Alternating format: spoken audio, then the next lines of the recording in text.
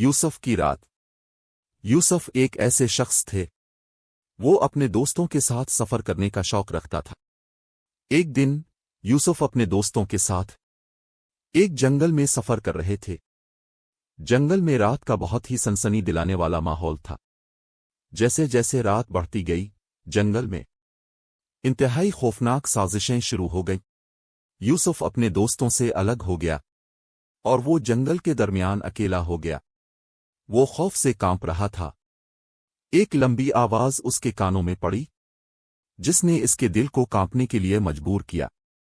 یوسف نے اپنے پیچھے مڑا تو وہ ایک بڑی سیاہی کی شکل دیکھا۔ یہ ایک دیوی چیز تھی جس نے یوسف کو دیکھ لیا۔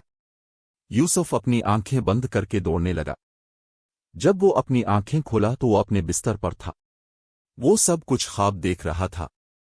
وہ سب کچھ خواب نہیں تھا۔ جنگل میں وہ ایک ہوشیاری کی حالت میں تھا۔ وہ سب کچھ اسی طرح ہوا تھا جیسے کہ وہ ایک خواب دیکھ رہا تھا۔